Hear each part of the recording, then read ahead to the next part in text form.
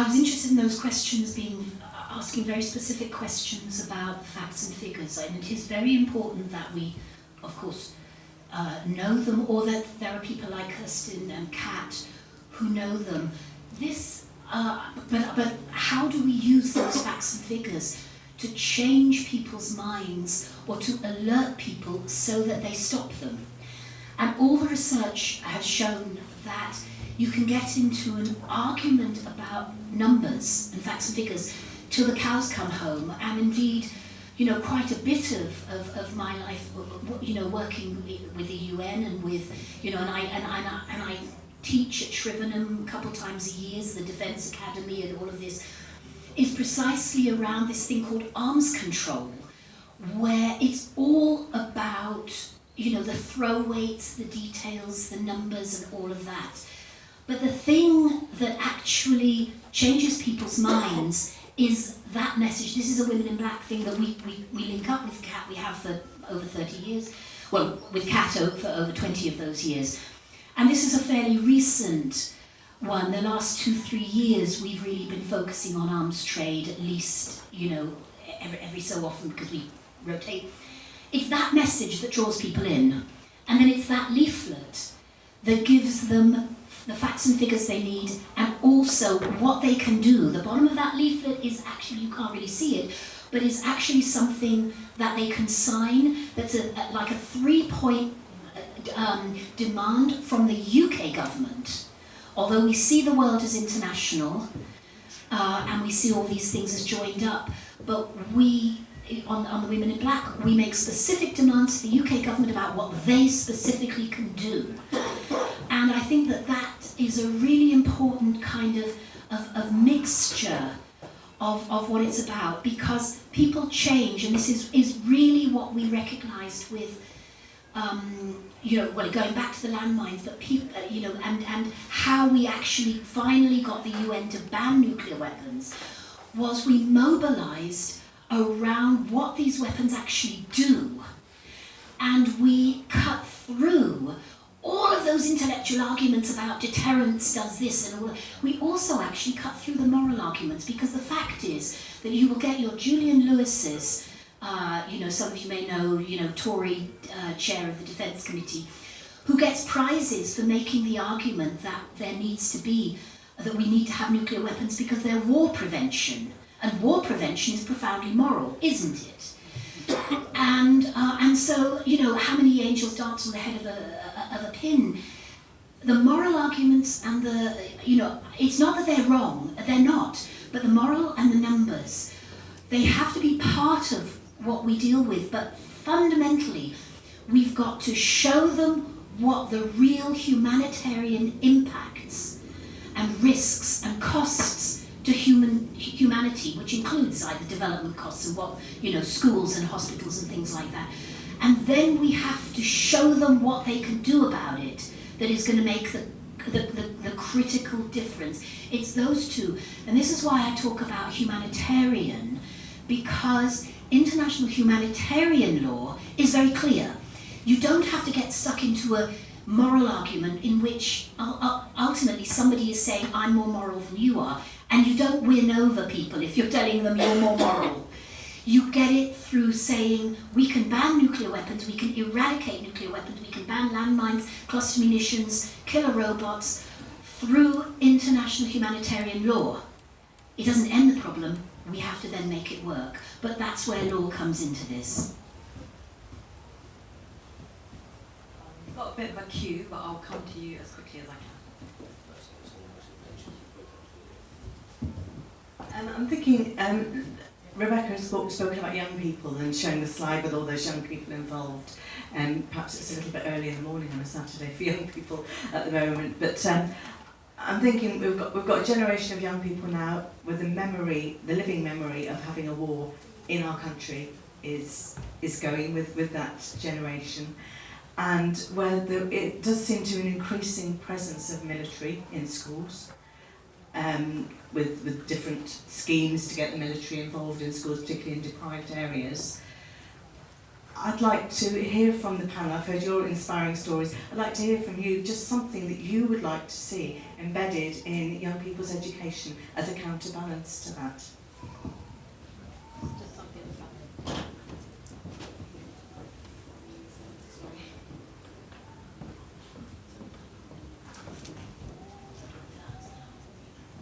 So you were just talking about, Rebecca, you were just talking about what gets through to people, and I think the crux of what you're saying is it's the emotional stuff. As human beings, we're storytellers, and you can have facts and figures all day long, but they're dry. And quite often, especially when you're talking about things at a national level, it's often very big numbers. So something I want to say that I think helps to bring the emotion into that is facts and figures need to be broken down, particularly figures need to be broken down into the household level. You know, when you're talking about trillions and billions and whatever we're spending on a weapon, that's quite meaningless to most people. It's just a number with a lot of zeros. Whereas when it relates to how much they spend on tax in a given week, and they can relate that to their pay packet, you know, or how much public services they're getting, you know, relative to that same pay packet, then it brings it more down into an emotional language, because we're living in times of austerity and people haven't got a lot, so when they can see that that's depriving them more, I think that's really important. And I just wanted to flag up that humanitarian argument is it's actually talking about the emotions and the stories that we tell, and that's really important. Thank you. One more question. Hello. I just came in for the last bit of Rebecca's talk, and I so entirely agree. I'm Caroline Gilbert from the Christian Campaign for Nuclear Disarmament, so we're very keen on morals, but we're actually also very keen on victims. You know, who's the other side of what you're doing. So one of the things that makes people do things is if they can affect things. Next year is going to be 2020, which apart from being Christian, in addition to being Christian CND's 60th birthday, which is obviously the most important event on the planet, is also a meeting of the Lambeth Conference. This is the gathering of all the bishops from the Anglican Communion all over the world. There are sort of Anglican churches not only in England, which is what we know about, but all over the world because of missionary activity in the 19th century basically, and imperialism and all that. So most nations, believe it or not, are non-nuclear weapon states. It's a very odd thought, but that is actually the case. Most nations are non-nuclear weapon states. And so most of these bishops will be coming from non-nuclear weapon states. Now they'll have their conference at the 23rd of July till the 4th of August, I think, in Canterbury, and it's only bishops. You can't get at them. But when you can get at them is when they're staying with their host bishops, because they will be staying all over the country with host bishops, which are quite often whoever's their twin country. And so that would be a very good idea if you could bear it. So if you're thinking of a summer meeting, have it in between the 23rd of July and between the 9th of July and the 23rd of July, immediately before the conference. Have a local meeting, a local peace meeting about anything you like, and invite your visiting Lambeth bishop.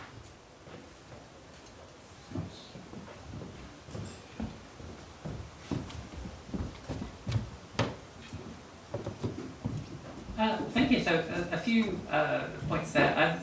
In terms of education, I'm going to be a bit rebellious, and actually, because I do actually give talks to schools, and one of the challenges that you have is actually most children have not received an education in ethics. They genuinely, and so usually the first half of the talk that I give a schools talk is actually walking people through the ethics of things. The idea that if somebody's in a war, selling them weapons is actually bad. Who knew? But actually, from their perspective, especially if they're coming from a community where their mum and dad work in the local arms company or in the local factory, they'll say, well, actually, it's actually really good because it means that my mum and dad get overtime. And you just think, that's good, but let's think about the kind of thing. So I think if I was going to actually say, I would say moral education, and actually using peace and nuclear weapons as an example that people can use around sort of thing to understand why there is a moral case, because I think it's important. On the facts and figures, I think it's a reasonable point to make, and it's one of the things I tried to do at the start of my talk was to actually focus on the human side of things, because one person is a tragedy, whereas 100,000 deaths is a statistic, to misquote Stalin. What I would say though is the government spends money on weapons it doesn't have. It's coming out of your pocket at some point, but actually, when you look at actually what led to the 2008 financial crash, a lot of it was around the expansion of borrowing associated with war fighting and large weapon procurement things. If you add up the total amount of military spending, that's how much debt the European Union has been in. We are funding our wars with debt.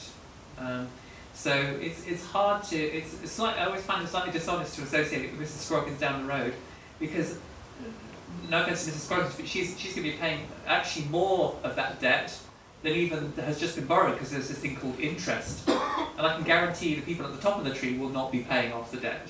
So it's hard to then say we borrowed this much money and okay, the per head is this, because it's disproportionate, it's long term, it's a thing. And also Mrs. Scroggins is not bearing the economic impact of actually what happens when these weapons are used. So again, it may build up our economy, but it destroys Jamila's economy and her health system, and it's very hard to put a per head cost on that, because it's blown to nothing. So difficult. So those are, I think, the three I got. Thanks very much. Thanks for the tip, Caroline, as well. CND has a little leaflet, that's why I scrabbling in my purse, about the kind of costs and what the 205 billion could pay for. So for solar panels to be installed in every home in the UK, 3 million affordable homes creating new jobs, build 120 state-of-the-art hospitals, and employ 150,000 new nurses, and scrap tuition fees for 8 million students. So I find that really useful to carry around, because I can't remember that. So it's great to be able to pull out if you're having those discussions. In terms of kind of schools and that, it's not just schools where this problem's going on, but also universities. So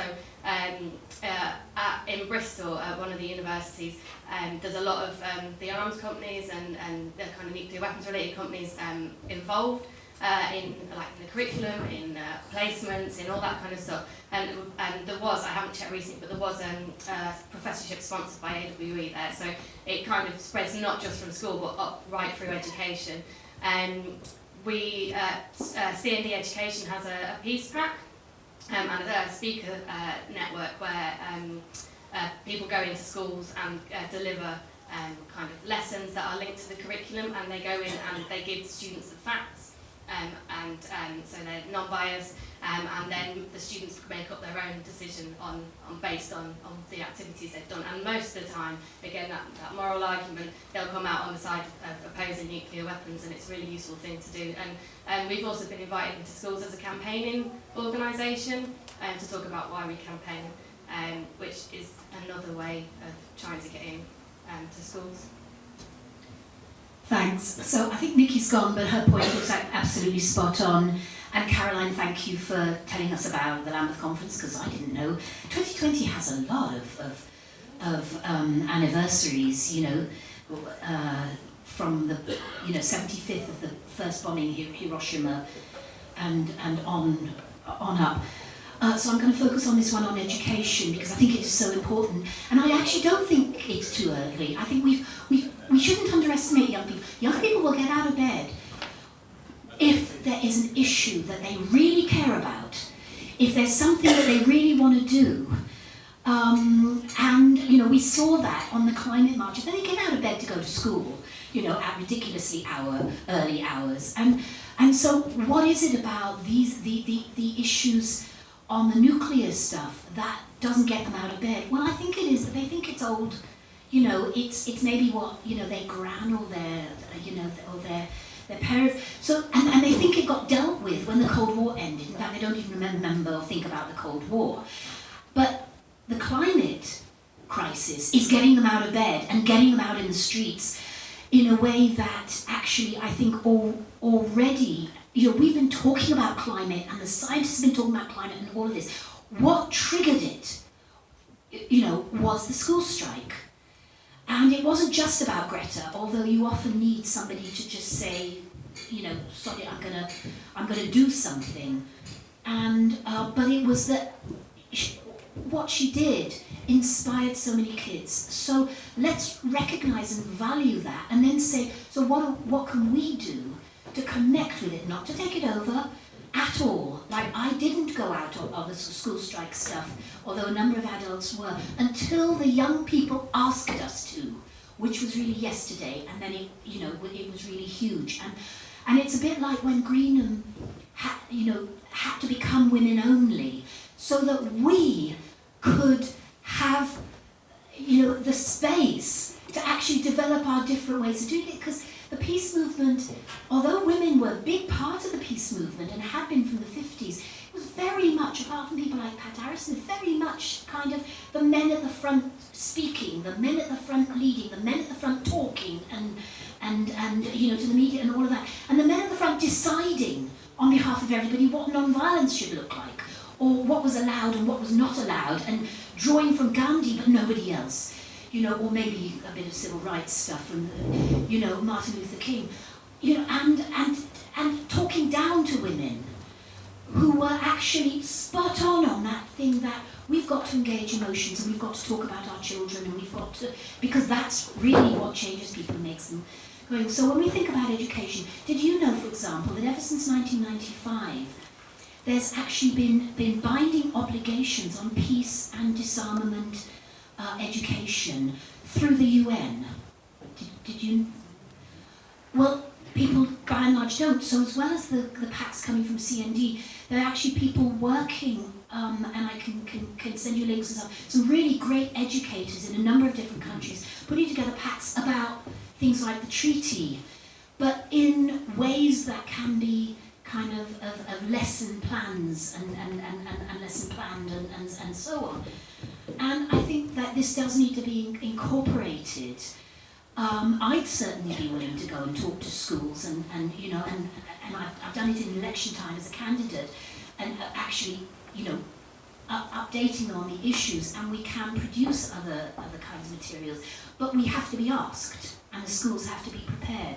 And if I were going to do that, I would always link the militarism, the violence against women, and the climate, because I think that violence against women with the Me Too, finally it suddenly became something that girls and women could actually talk about and talk to each other about.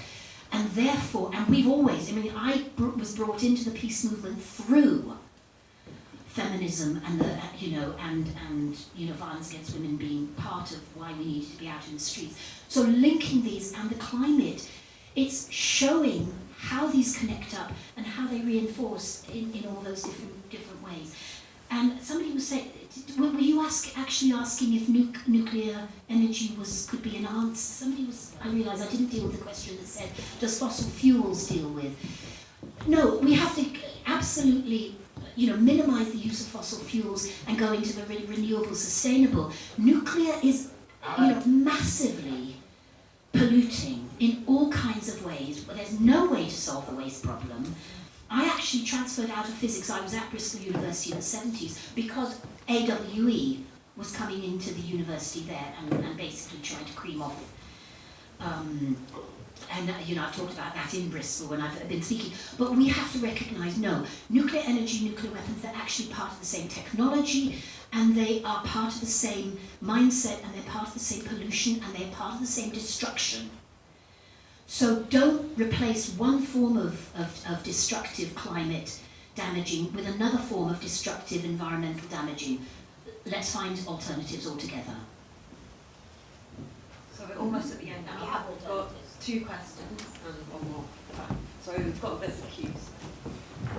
Yeah, hi, I'm Robbie, and I'm Walker Cat and a member of Unite the Union. So one mystery I always get puzzled by is why Unite the Union is opposed to closing the weapons. These are leftists, these are not people like Julian Lewis, and yet you can't seem to get Unite to get behind the these closing down these arms trade places. So it's about getting the message across. And my question, actually, I put my hand up before you started talking about the whole thing about going into schools, which I think is such an important thing. And my observation is, I was doing this for Unite, and the reception was really good. GCSE year classes talking about the importance of joining the union, which hardly any kids seem to know about. But I did sign up about 5 years ago to do this for CAT, and I never got any response. They never got back to me. But I mean, I think, yeah, I wanted to find out more about, how successful is the schools program. But you've all mentioned it and how important it is, and your opportunities to get into schools. There are ways in, but is it enough? And should it be more of a priority? Because we're talking about getting the message across, and children are receptive, and there's a whole load of reasons for maybe prioritising it even more. And then I've got another question about what's your position on Brexit?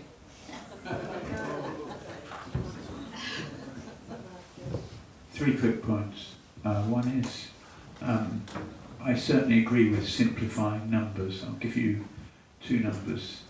Carbon dioxide levels at sea level have risen from 7 feet to 10 feet since the Industrial Revolution.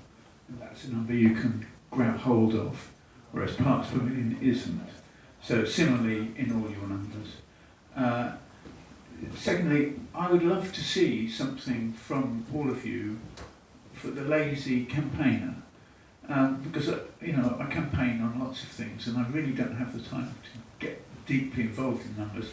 I'd love to be on an email list for the sort of 5 minutes a week, do something.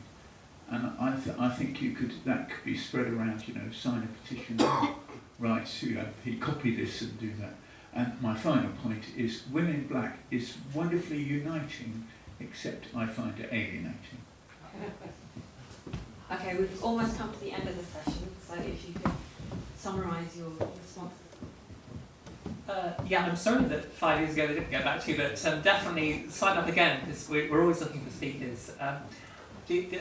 I think the challenge with the Unite the Union and with the unions more generally is that they're obviously